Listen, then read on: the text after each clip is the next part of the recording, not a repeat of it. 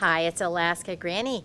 Can you use a dehydrator to dehydrate fruits and vegetables and other foods, even if you don't have a garden? And the answer is yes. You can buy frozen vegetables, and they work great in the dehydrator.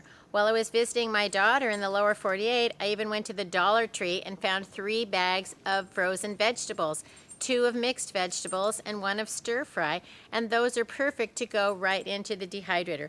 You don't even have to thaw them out. You just need to spread them out. For the smaller mixed veg, I like to put those on the, I think they're called Paraflex sheet something. They're like a Teflon. They're non-stick and they're absolutely wonderful for small items. Nothing sticks to them and it's easy to just slide it off when you're done. So you spread out your frozen vegetables, make sure there's a little space in between them, and then you insert them straight into your Excalibur. For the stir-fry vegetables, they were a little bit larger, and the broccoli was just too big. It didn't quite fit. So I had to let it thaw out a little bit and slice the broccoli a little bit to make it fit better on the racks.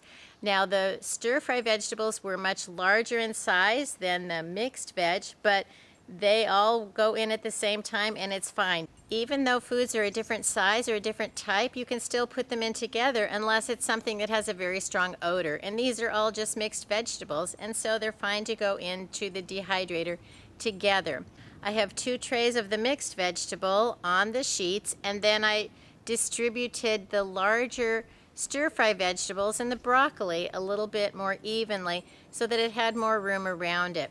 Make sure you distribute your vegetables so there's room around them for the air to circulate. Insert your trays into the Excalibur food dehydrator. If you look on the top, there's a guide that shows you vegetables need to go at 125 degrees. Set your temperature at 125, and then it has a timer that goes up to 24 hours, and I always begin mine at about 12. Because the dehydration time can vary depending on the food that you use and the humidity in the area where you are, figure out what works for you.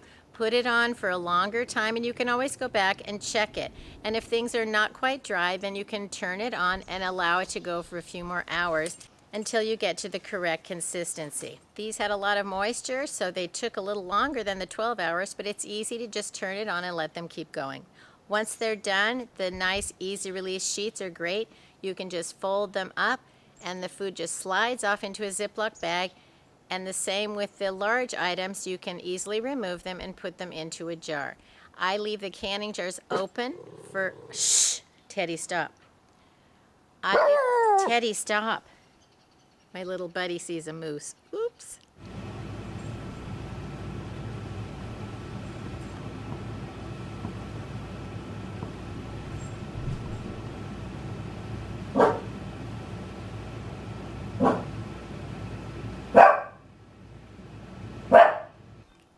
I put them in a clean canning jar. I leave the lid off and I leave them open for a few days. It conditions them to make sure that everything is thoroughly dried.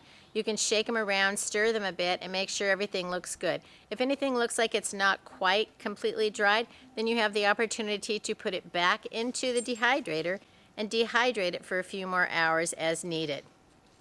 Next, I use my FoodSaver vacuum sealer. It has a jar attachment, so there's a hose that hooks onto the unit. There's a hose that hooks onto the jar attachment, and they come with a large mouth or a small mouth, regular mouth, whichever type of jars that you have. Then you put the hose onto the machine, you put the hose onto the lid, then you click down on the lever on the side of the machine that locks it and turns it on. Press the button. It will vacuum out all of the air in your jar. You need to listen for 2 clicks so that you know that your jar is sealed.